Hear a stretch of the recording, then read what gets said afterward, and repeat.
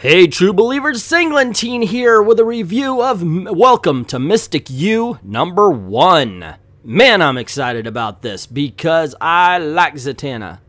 I have said before, I've got a couple of daughters, and when they were younger, I introduced them to girl comics, and the two characters that stood out most was Power Girl and Zatanna.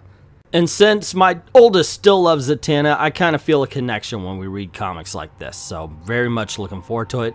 It opens up, instantly hooked. They're fighting a Malevolence, an evil wizard, and they figure, oh my gosh, we're going to die. We better send somebody. I thought it was going to be a Days of Future Past, send Zatanna to the past kind of thing, like in the story. But instead, it's a flashback. And we first flash back to when Zatanna gets her magical powers. She's kind of mad at her dad, and on stage, it just pops out and she says, "Dad, go to hell!" And then demons come up and drag him to hell. So her friend, Rose, decides, well, maybe you should go to school to learn how to use this magic properly. And they bring her to Mystik U. Rip-off! Oh, excuse me, I coughed. I said rip-off. Yeah, this is totally Hogwarts. I mean, and like, to the point where it's got a grand hall and everything. It's all. I'm surprised they didn't have a sorting hat, or because it's like total. Like I said, it's total ripoff. But only in nature, I guess, in the nature of the school, because it's also dangerous. Yeah, I mean that's happening. But still, you get to meet all the new students and such. That's what they spend the first third of the book on. So you really do get an idea of who everybody is before the story really starts. And it's a 53-page book. This is a big one. So, you know, it takes a commitment. And I gotta say, it was exciting at first. I loved this part where we're getting to meet people.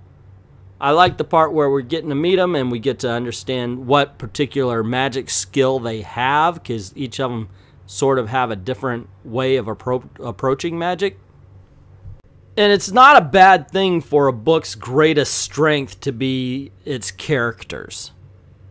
Yeah, I mean, that is not a bad thing at all, and you really do kind of connect with them. However, the story's 53 pages, you know, and this is only issue 1, and it really does feel stretched at times. You know, like it should have been shorter, even 30 pages or something like that. It might just be me, but it really does feel a little bit repetitive at times. And I enjoyed seeing a lot of the fantastic, but there just wasn't enough of that. It was almost like they wanted to set up so many mysteries. Oh, it's like a DCEU film. They wanted to set up so much to pay off in future issue that they really didn't focus on this one being as tight as it should have been.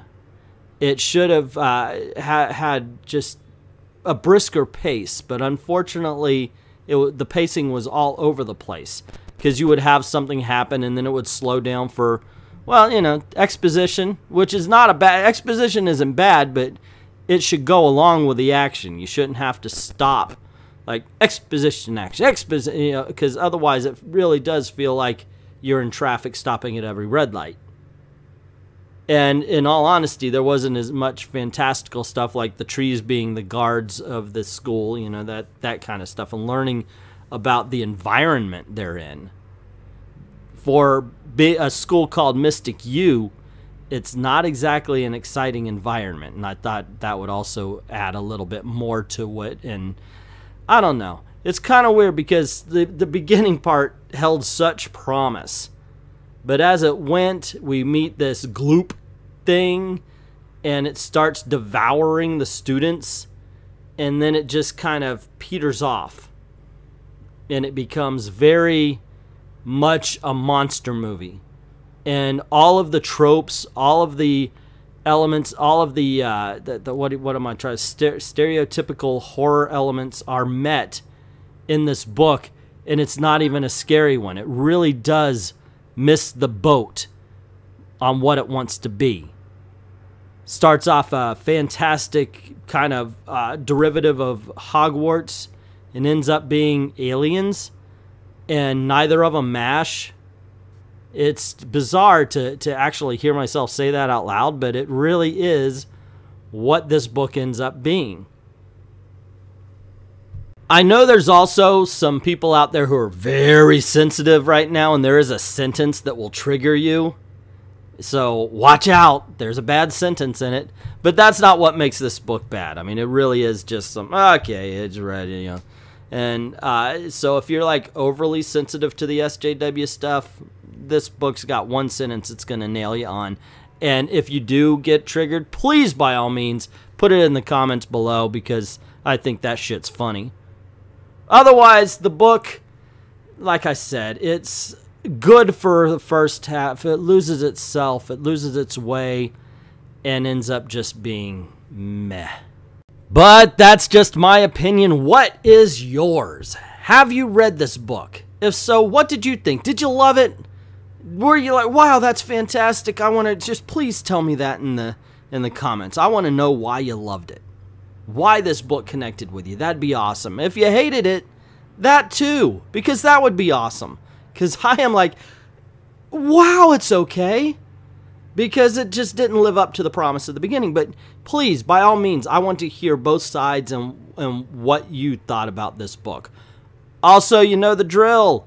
This is the advertisement bit where I say, please subscribe and hit that notification bell, hit like and share so people can learn about the channel.